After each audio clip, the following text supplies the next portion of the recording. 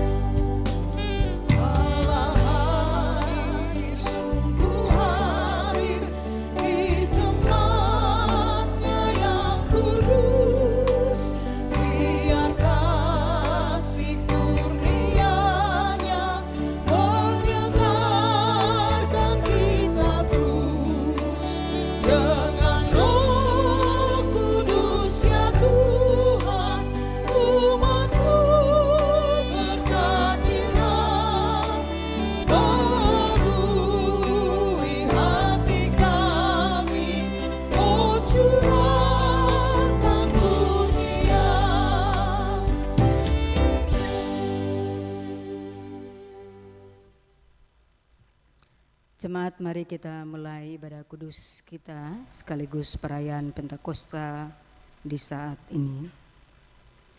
Haleluya, inilah hari yang dijadikan Tuhan bagi kita untuk memperingati hari pencurahan Roh Kudus.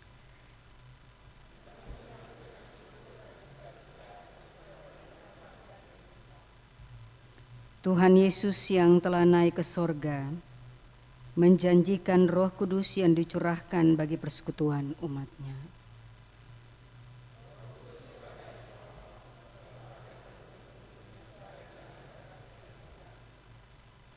Terima dan sambut kami ya Tuhan dalam ibadah di saat ini. Jadilah kiranya ibadah Pentakosta di saat ini dalam nama Allah Bapa, Tuhan Yesus Kristus dan Roh Kudus. Damai sejahtera Allah menyertai saudara-saudari sekalian.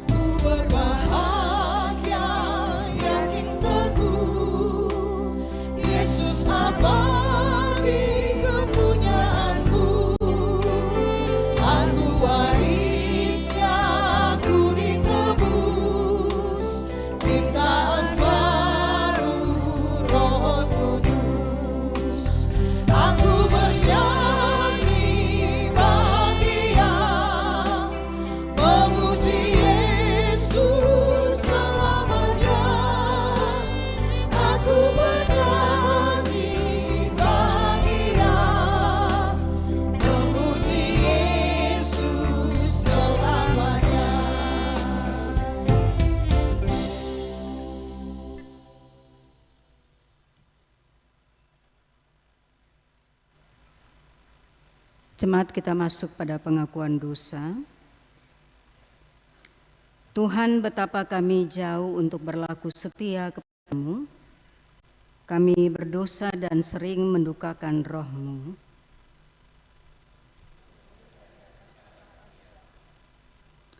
Kami kerap merasa khawatir dan takut menghadapi persoalan serta tantangan dalam kehidupan, sehingga membuat kami mengandalkan roh-roh lain dalam hidup ini. Kami membiarkan ketakutan memimpin keputusan, bukan damai sejahtera dari Roh Kudus. Kami mengaku di dalam rumah tangga kami sering lupa berseru kepadamu dan tidak menantikan tuntunan Roh Kudus sebagai penolong.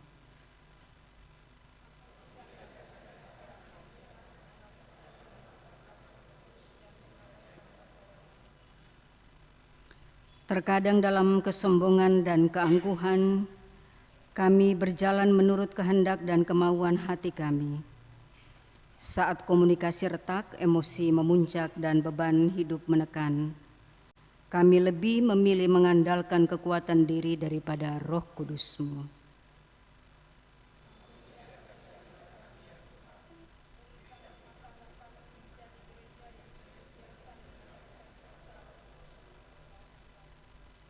Biarlah oleh kasih-Mu yang membarui kami dan oleh kuasa Roh Kudus-Mu, kami layak menikmati keampunan dan keselamatan daripada-Mu.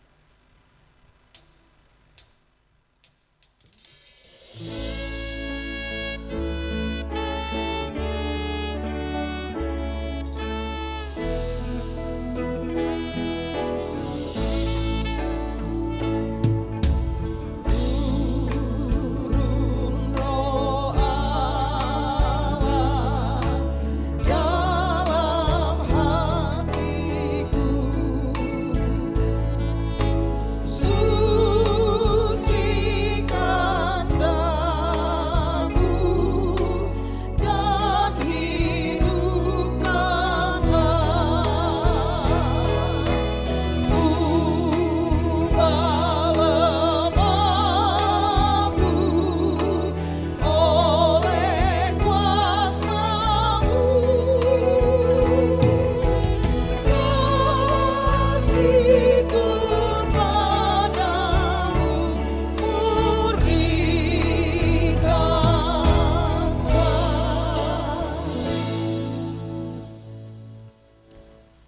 Saudara-saudara jemaat, Roh Kudus yang dicurahkan pada Pentakosta memimpin kita kepada pertobatan hidup.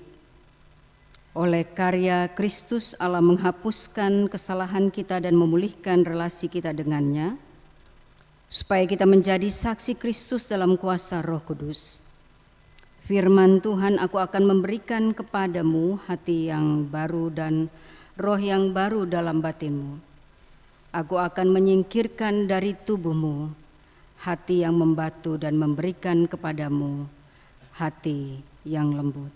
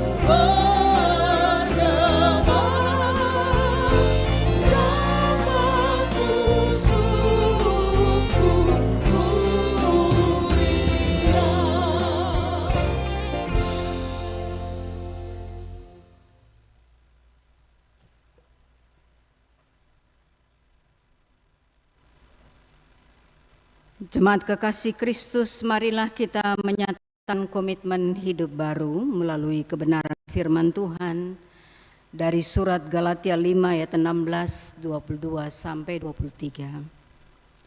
Maksudku, hiduplah oleh roh dan kamu tidak akan menuruti keinginan daging. Namun buah roh ialah kasih, sukacita, damai sejahtera, kesabaran, kemurahan, kebaikan, kesetiaan, kelemah lembutan dan penguasaan diri, dan tidak ada hukum yang menentang hal-hal itu.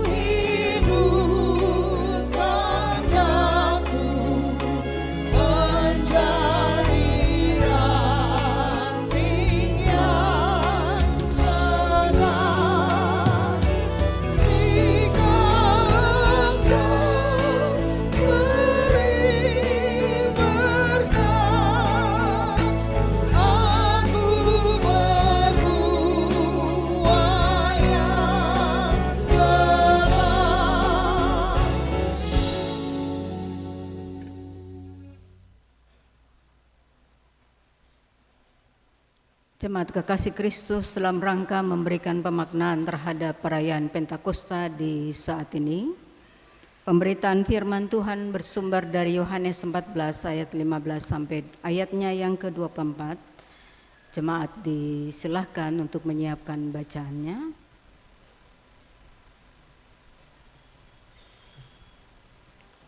Jemaat kekasih Kristus, pembacaan firman Tuhan Yohanes 14 ayat 15 sampai yang ke-21. Mendahulunya mari kita berdoa. Tuhan Yesus, firman kebenaran dan hidup, Kami bersyukur dan berterima kasih atas waktu dan kesempatan yang Tuhan anugerahkan bagi kami. Kami boleh ada di dalam rumah yang kudus di saat ini untuk bersekutu, memuji dan memuliakan nama Tuhan. Dan kesempatan ini kami akan membaca sabda kebenaran firman Tuhan. Menyadari sungguh Tuhan kami adalah orang-orang berdosa. Setiap saat kami membaca firman-Mu ini, sejauh ini kami belum mampu untuk melakukannya dalam kehidupan kami dari hari lepas hari. Karena itu kami memohon Roh Kudus menguasai seluruh hati dan pikiran kami, agar firman yang akan kami baca ini kami mengerti dan kami dimampukan untuk melakukannya dalam kehidupan kami dari hari lepas hari. Berfirmanlah ya Tuhan Yesus, kami siap untuk mendengarnya. Amin.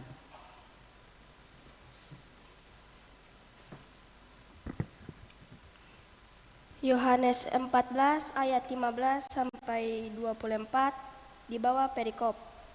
Yesus menjanjikan penolong. Jikalau kamu mengasihi aku, kamu akan menuruti perintah-perintahku. Kamu meminta kepada Bapa dan Ia akan memberikan kepadamu seorang penolong yang lain, supaya Ia menyertai kamu selama-lamanya, yaitu Roh kebenaran. Dunia tidak dapat menerima Dia, sebab Dia tidak melihat Dia dan tidak mengenal Dia. Namun kamu mengenal Dia, sebab Ia menyertai kamu dan kamu tinggal di dalam kamu. Aku tidak akan meninggalkan kamu sebagai yatim piatu. Aku akan datang kepadamu. Sesaat lagi dunia tidak akan melihat aku lagi. Tetapi kamu akan melihat aku, sebab aku hidup dan kamu pun akan hidup. Pada waktu itulah kamu akan tahu bahwa aku di dalam Bapa-Ku dan kamu di dalam aku dan aku di dalam kamu. Siapa yang memegang perintah-perintahku dan melakukannya, dialah yang mengasihi aku.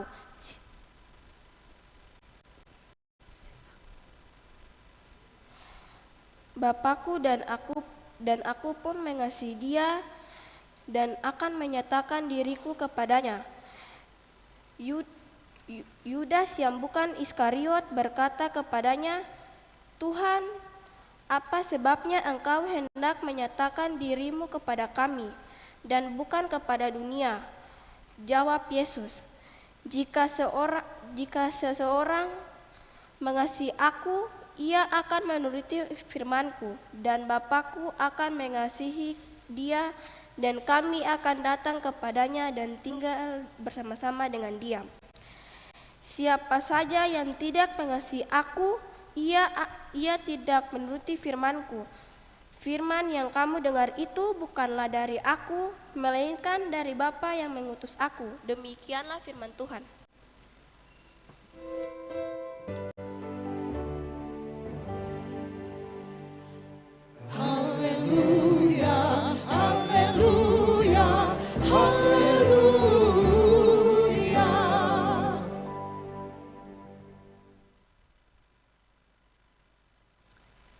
Persekutuan jemaat yang terkasih dalam Kristus Tuhan, dalam perayaan Pentakosta, kita sering mengimajinasikan tentang narasi spektakuler pada peristiwa Pentakosta pertama di Kisah Para Rasul pasal 2. Karena peristiwa itu merupakan narasi kolosal yang mendemonstrasikan tentang bagaimana kuasa angin, api, dan bahasa terjadi di ruang publik.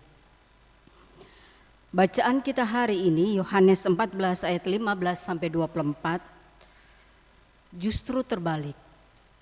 Yesus menyampaikan janji karya Roh Kudus bukan di ruang publik, tetapi itu terjadi dan berkarya di ruang private, yakni ruang domestik, suatu upper room, atau sebuah ruang atas dari sebuah rumah tinggal. Teks ini dilatari oleh realitas sosial dan sejarah komunitas Yohanes yang kita sebut dengan The Johannine Community pada akhir abad pertama, Sekitar tahun 90 Masehi dan komunitas Yohanes ini sementara berhadapan dengan trauma sosiologis yang begitu hebat. Mereka berhadapan dengan trauma pengucilan atau diistilahkan dalam bahasa Yunani di situ dengan aposidagogos. Mereka dikucilkan, mereka diasingkan karena pilihan mereka menjadi pengikut Kristus sebagai Mesias. Orang Yahudi diusir atau dikucilkan dari sinagoge atas pilihan iman mereka itu. Dan pada saat yang bersamaan mereka mengalami apa yang disebut dengan kematian sosial. Mereka kehilangan hak hidup secara ekonomi, mereka dikucilkan secara sosial, bahkan mereka dipisahkan dari keluarga besar mereka. Ruang publik bukan lagi jadi ruang yang aman. Tapi ruang publik menjadi ruang ancaman bagi mereka. Ancaman yang kedua yakni mereka mengalami krisis identitas sebagai orang-orang yang disebut yatim piatu dalam bahasa teks, orpanos. Pasca kepergian Yesus, para murid kehilangan patron, mereka kehilangan sosok pelindung tapi juga kepala keluarga dan pembela hukum mereka di tengah-tengah masyarakat. Karena ruang publik telah menutup pintunya, maka rumah tinggal, yakni oikos, telah diubah menjadi gereja rumah tangga. Rumah menjadi tempat yang paling aman, protektor tapi juga pelindung iman bagi komunitas Yahudi, minoritas yang terancam saat itu. Dari tekanan sosial seperti itu, Yesus menyampaikan janji agung tentang Parakletos, yakni penolong yang lain kepada para murid yang pada saat itu mengalami tekanan dan trauma psikologis. Apa pesan yang disampaikan oleh Yesus dan memberikan penguatan harapan kepada mereka di tengah-tengah tantangan itu? Yang pertama yang kita temukan dari bacaan teks ini setelah saya mereview teks ini, yang pertama saya menemukan bahwa ada terjadi rekonstruksi struktur keluarga. Orang melakukan definisi baru terhadap keluarga, yakni orang-orang yang dianggap sebagai yatim piatu sekarang statusnya dirubah. Dia menyatakan bahwa Bapa akan memberikan alos parakletos, yaitu penolong yang lain, dan penolong yang lain ini punya kuasa, punya kekuatan, kualitasnya setara dengan Yesus untuk menyertai mereka selama-lamanya, dan karena itu mereka terlalu perlu khawatir dan takut. Bapak Ibu jemaat, anak-anak kekasih, Parakletos itu artinya ia yang dipanggil untuk berjalan di samping.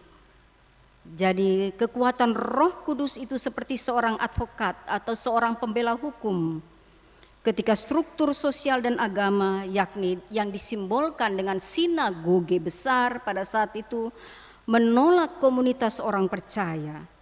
Parakletos, yaitu Roh Kudus yang lain, justru mengadopsi orang-orang yang ditolak itu secara rohani dan mengangkat mereka sebagai anak-anak rohani. Ditolak di sinagoge, tetapi diterima dalam gereja rumah. Parakletos berfungsi sebagai pelindung dan pembela. Gereja rumah menjadi ruang aman bagi umat saat itu. Yang kedua, Bapak Ibu jemaat, dia bicara tentang teologi mone. Mone dalam bahasa Yunani itu artinya berdiam. Dan dia bicara tentang sakralitas dari ruang keluarga di ayat 17 sampai ayat 23. Dalam tradisi Yahudi, hadirat Allah atau yang disebut dengan Shekinah diyakini bahwa secara eksklusif hanya berdiam di ruang Maha Kudus, yakni di bait Allah, di gereja-gereja yang besar atau di bait Allah yang besar, di sinagoge-sinagoge besar di Yerusalem.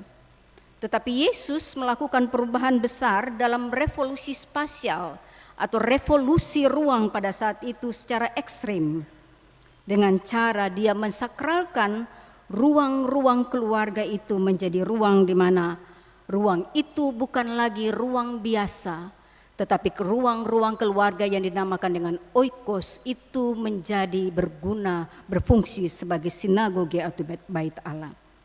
Dia berkata bahwa jika komunitas iman di dalam rumah hidup dalam kasih dan ketaatan, ketika dalam rumah itu orang menerapkan relasi saling mengasihi dan taat satu dengan yang lain, maka dengan sendirinya status rumah itu berubah menjadi bait Allah.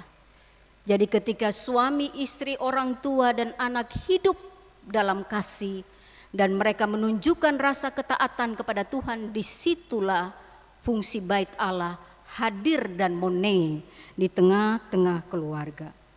Parakletos mengubah ruang keluarga itu dan beralih fungsi sebagai bait Allah yang baru, di mana meja makan dan ruang tamu kini menjadi ruang Maha Kudus, di mana ruang Maha Kudus itu adalah di dalam sinagoge, tetapi ruang Maha Kudus itu telah berpindah dari sinagoge menuju pada setiap rumah karena Allah memilih mone atau tinggal di situ.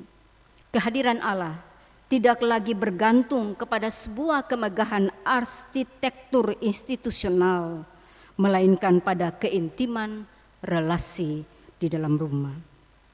Yang ketiga, Bapak Ibu dari Jemaat Kekasih Kristus dan anak-anak semua, bacaan ini bicara tentang minta maaf.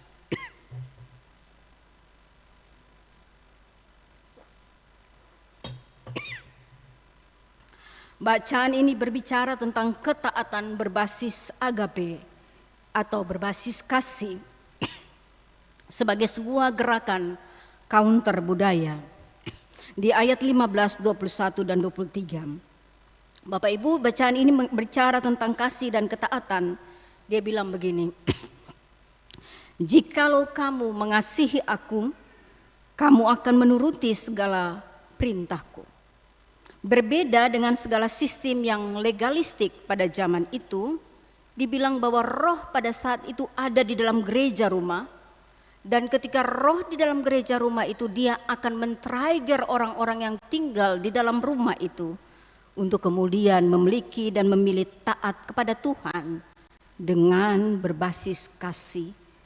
Bapak Ibu, perintah terbesar Yesus adalah agar orang percaya dalam gereja-gereja rumah itu mereka saling mengasihi sesama anggota keluarga yang rapuh, dianggap sebagai bentuk ketaatan yang tertinggi.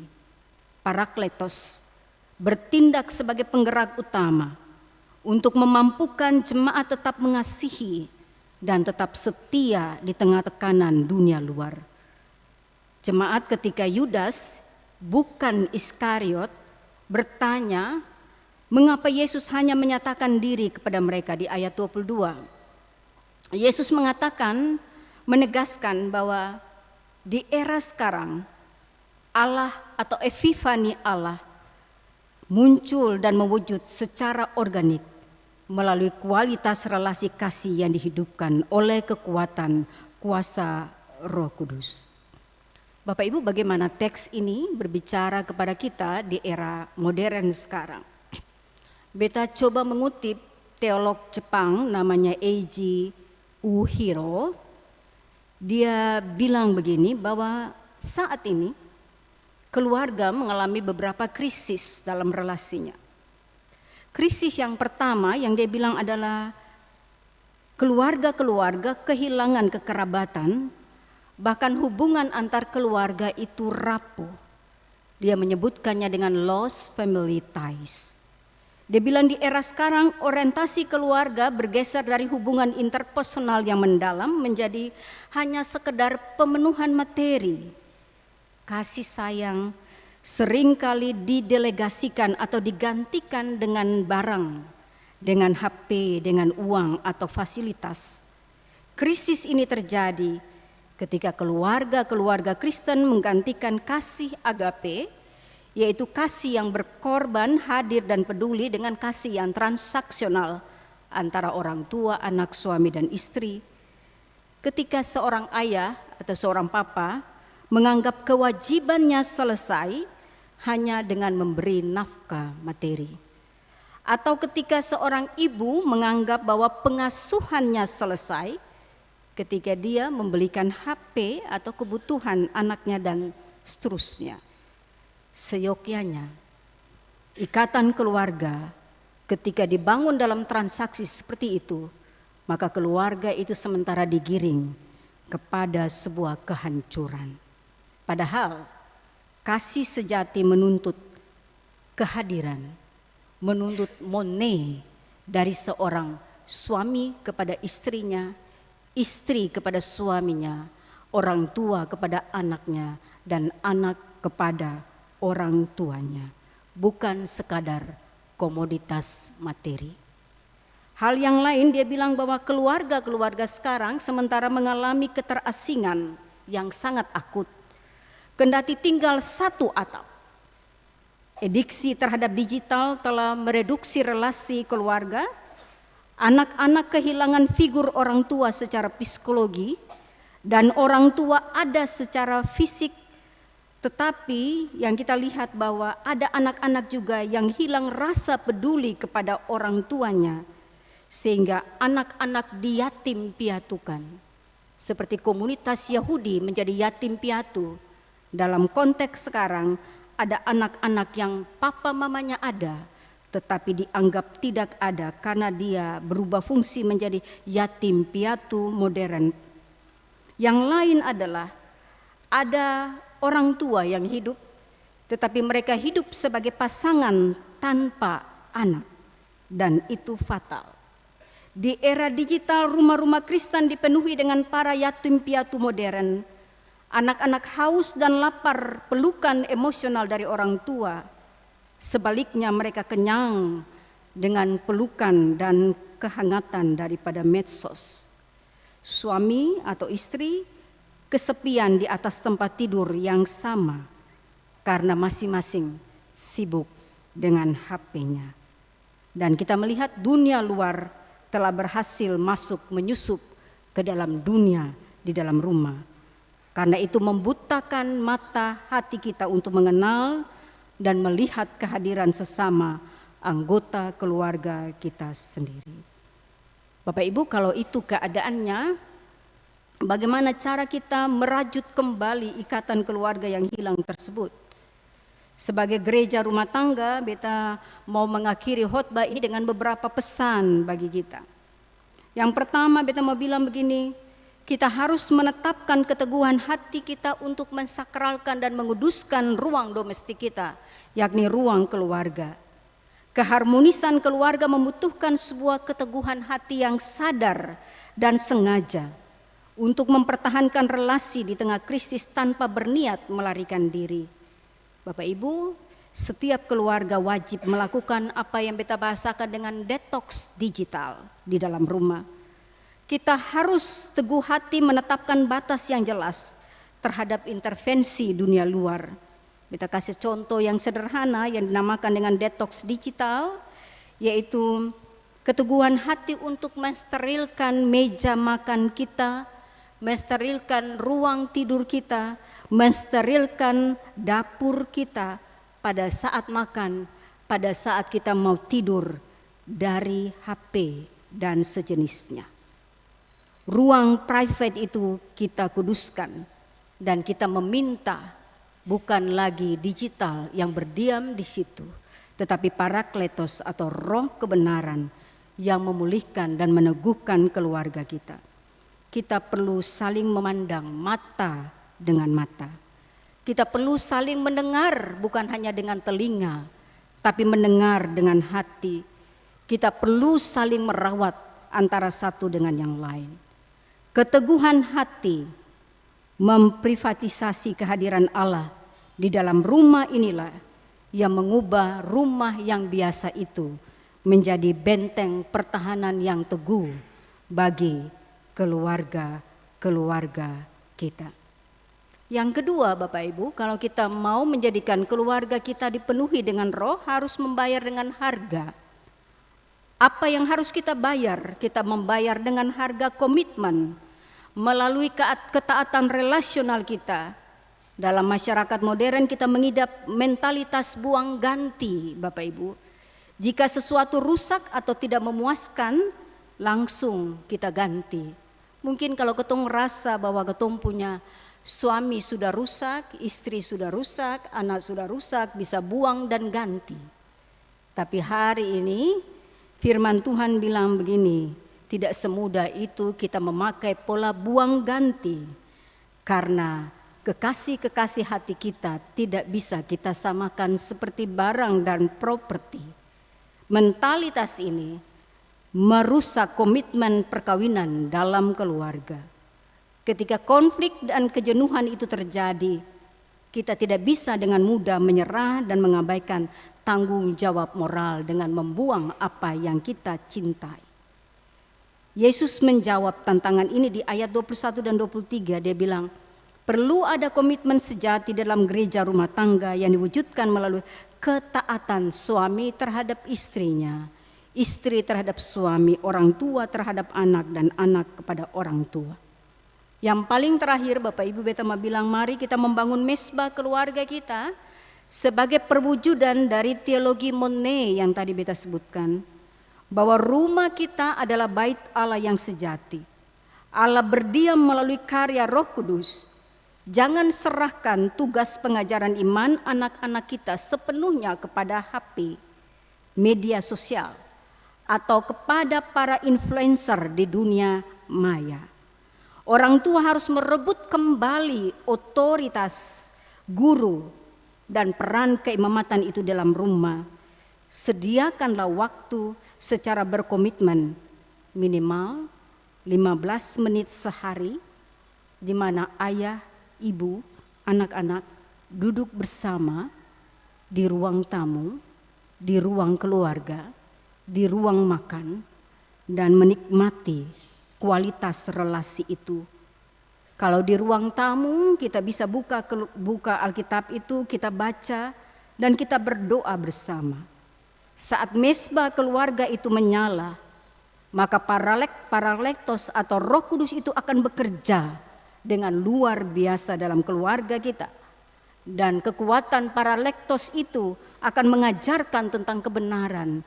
Dia akan mengingatkan kita tentang firman Kristus, dan dia akan menyaring racun-racun atau toksit-toksit pemikiran dari sekular digital yang mungkin setiap hari merusak pikiran anak-anak kita. Rumah kita bukan hanya tempat singgah sementara, tapi rumah kita harus menjadi tempat kediaman Allah Tritunggal ada di situ, berkarya dan menghadirkan damai sejahtera. Pentakosta hari ini, Bapak Ibu jemaat dan anak-anak, adalah tentang sebuah keputusan etis dan spiritual membuka pintu rumah kita lebar-lebar, dan kita harus mengundang Sang Roh Kudus yang lain itu untuk masuk ke dalam rumah kita. Mari kita pulang ke rumah kita masing-masing hari ini dengan kesadaran baru. Pandanglah wajah pasanganmu, pandanglah mata anak-anakmu, dan sadarilah bahwa ikatan keluarga yang sempat longgar atau hilang akibat kesibukan dan disrupsi digital perlu dirajut kembali hari ini pada peristiwa Pentakosta. Jangan biarkan rumah kita runtuh dengan puing-puing keterasingan. Ambillah sebuah keteguhan hati untuk membersihkan rumah kita dari polusi digital yang merusak intimasi. Bayarlah harga sebuah komitmen untuk saling mengasihi, saling mengampuni, dan saling membangun altar iman di dalam rumah kita. Selamat Hari Raya Pentakosta. Semoga Roh Kudus Sang Parakletos memulihkan, meneguhkan komitmen kita, dan memberkati seluruh gereja rumah tangga kita hari ini, esok, dan selama-lamanya. Amin.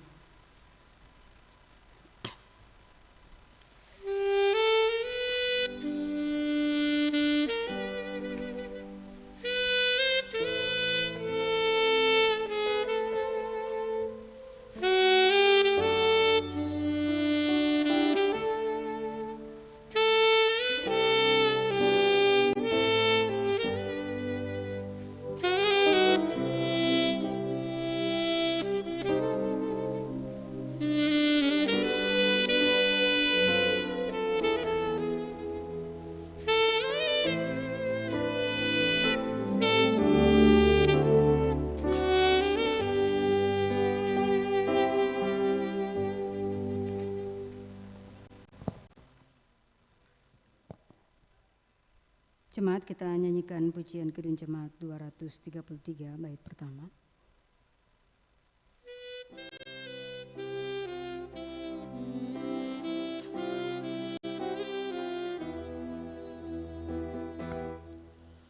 Roh Kudus turunlah dan tinggal dalam hatiku, dengan cahaya kasih-Mu terangi jalanku. Abimulah pembakar jiwaku, sehingga hidupku memuliakan Tuhanku. Untuk meresponi pemberitaan firman, kita akan mengungkapkan pengakuan iman rasuli. Jemaat silakan berdiri.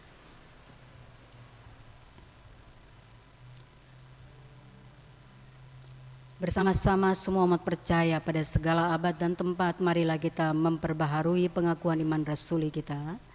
Dengan satu hati, satu suara kita berkata demikian: Aku percaya kepada Allah, Bapa yang Maha Kuasa, Khalid langit dan bumi, dan kepada Yesus Kristus, anaknya yang tunggal Tuhan kita, yang dikandung daripada Roh Kudus, lahir dari darah Maria, yang menderita di bawah pemerintahan Pontius Pilatus, disalibkan, mati dan dikuburkan, turun ke dalam kerajaan maut, pada hari yang ketiga bangkit dari antara orang mati, naik ke sorga, duduk sebelah kanan Allah, Bapa yang Maha Kuasa, dan akan datang dari sana untuk menghakimi orang yang hidup dan yang mati. Aku percaya kepada Roh Kudus, gereja yang kudus dan am, persekutuan orang kudus, pengampunan dosa, kebangkitan daging, dan hidup yang kekal.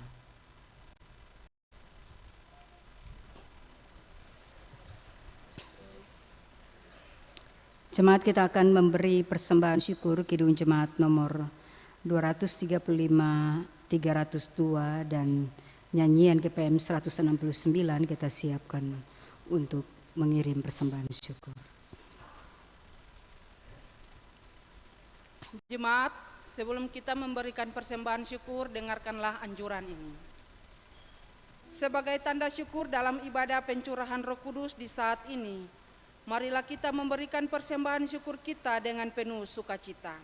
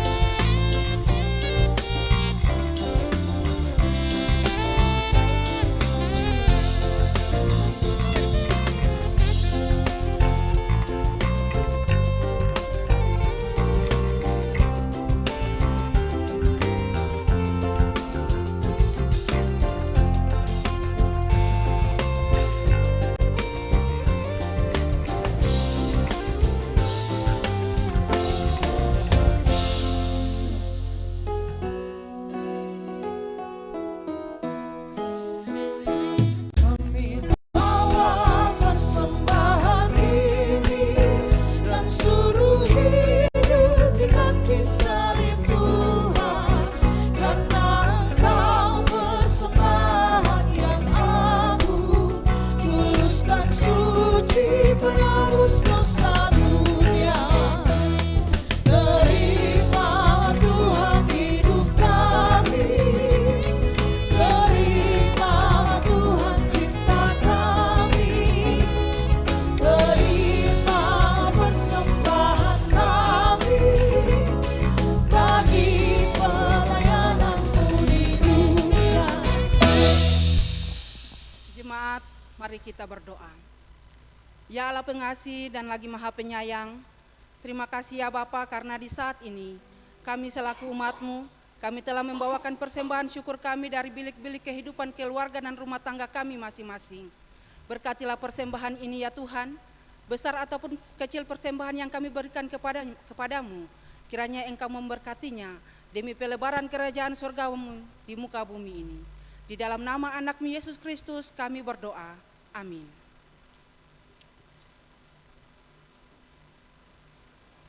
Kita mendengarkan pujian dari Bapak Pendeta Leon Fatun Lebit. Disilakan memuji Tuhan dengan kidung pujiannya.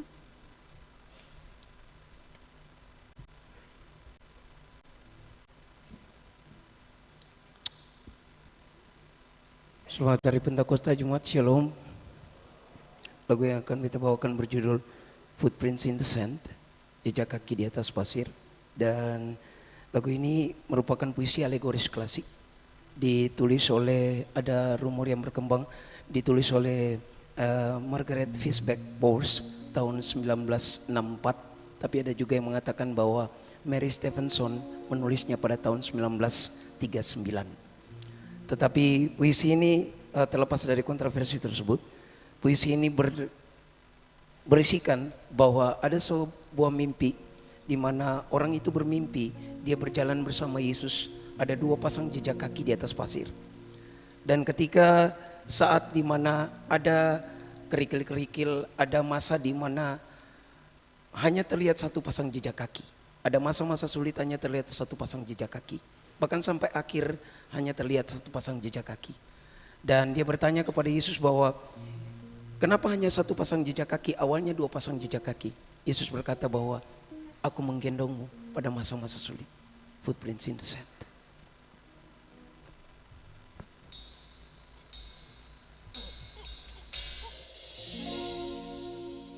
You walk with me, footprints in the sand, and help me understand where I'm going.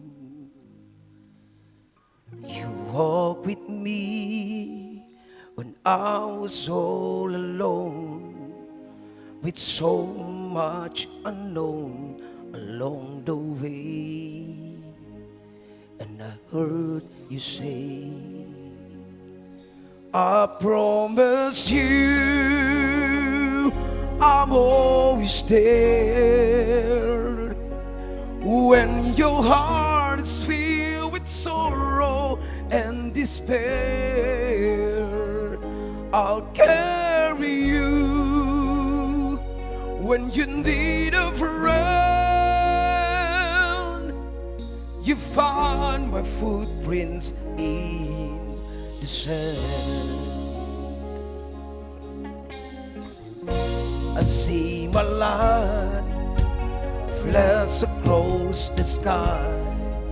So many times have I been so afraid. And just tonight I thought I lost my way. You gave me strength to carry on. That's when I heard you say, I promise you I'm always there. When your heart is full of sorrow and despair, I'll carry you. When you need a friend, you find my footprints in the sand. When I'm weary, I know you've been there, and I can feel you when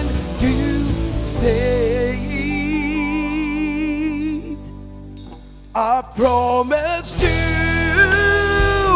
I'm always there.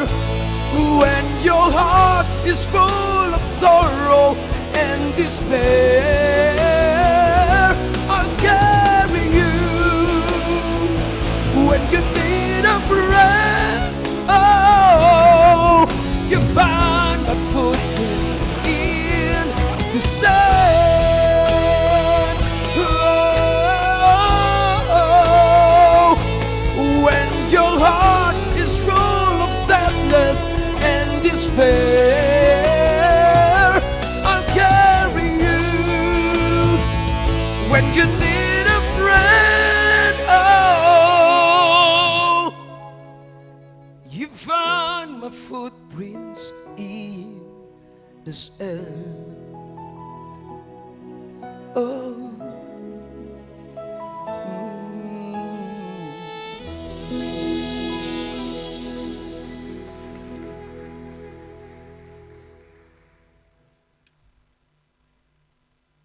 Danke Bapak Leon. Bapak Ibu jemaat sekalian dan anak-anak, mari kita masuk dalam doa syafaat kita. Mari kita berdoa. Bapa Agung yang bertahta dalam kerajaan sorga, Allah yang kami sembah dan muliakan dalam Yesus Kristus. Di hari Pentakosta Kudus ini kami merayakan peristiwa agung pencurahan Roh-Mu sebagai penolong agung, penghibur sejati, dan penghibur kami yang setia dalam sepanjang sejarah hidup kami. Terima kasih Tuhan karena Engkau tidak meninggalkan kami yatim piatu di tengah dunia ini.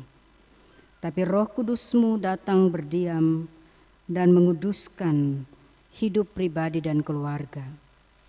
Hari ini kami membawa seluruh kehidupan jemaat di tempat ini dalam hadirat-Mu yang kudus. Kami berdoa secara khusus bagi gereja rumah tangga, setiap keluarga Kristen di semua jemaat, secara khusus di Klasis Kota Ambon di era digital ini.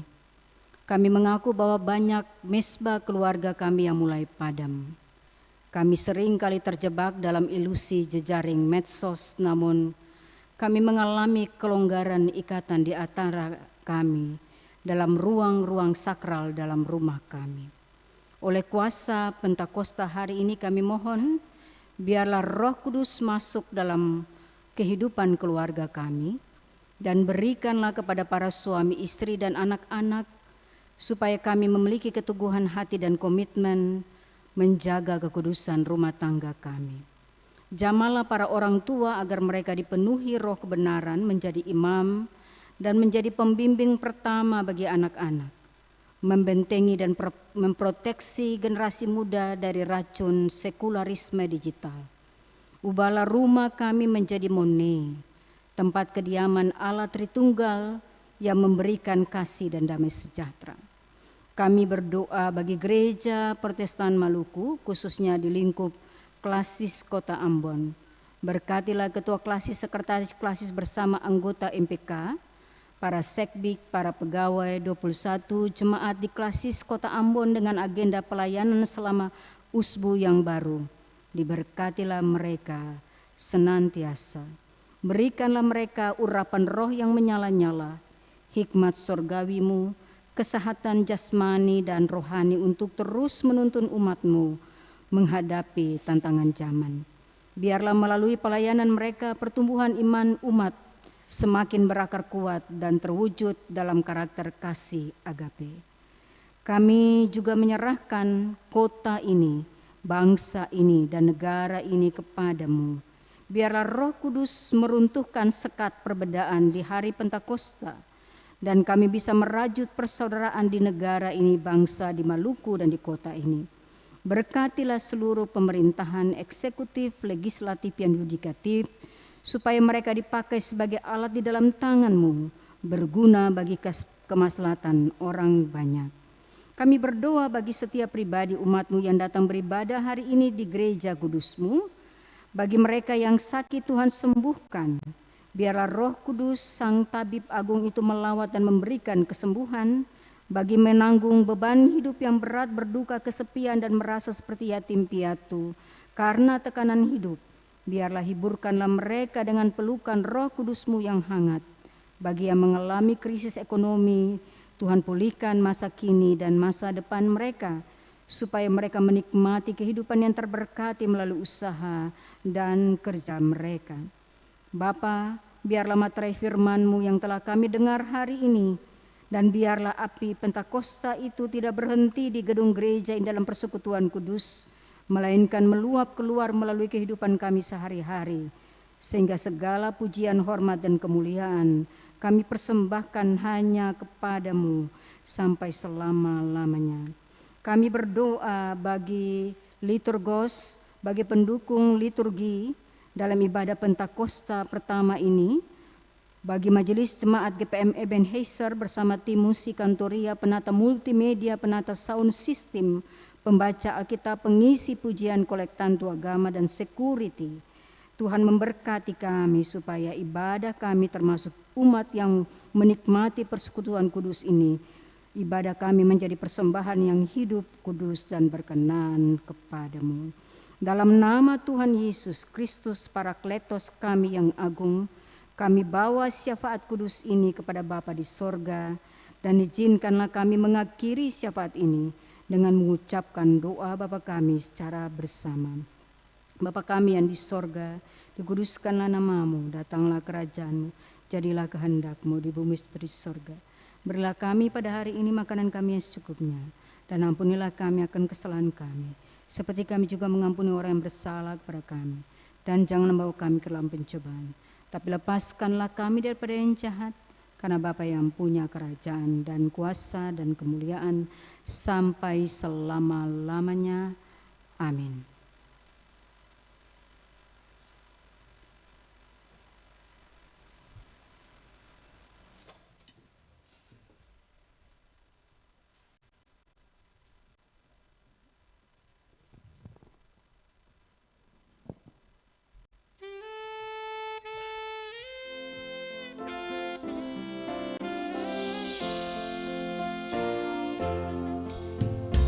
Roh Kudus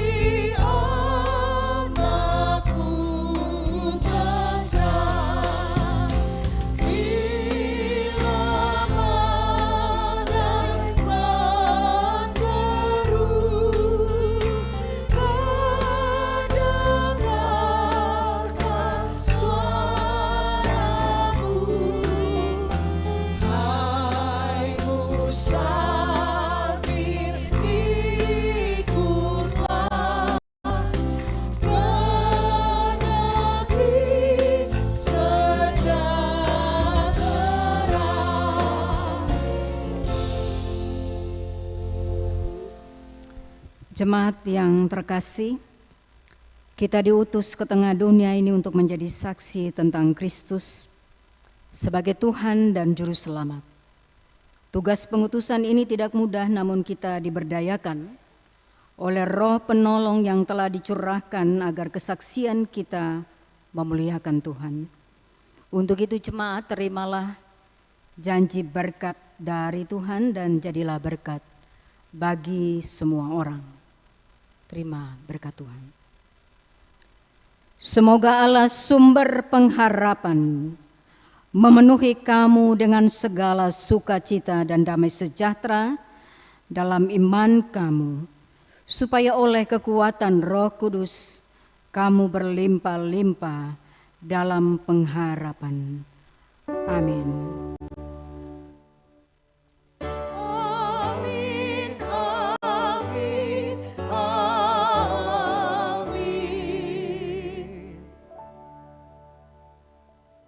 Ibadah selesai, jemaat silakan duduk untuk doa syukur.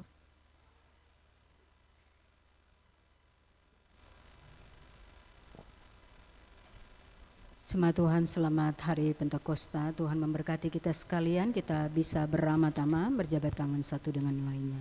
Shalom.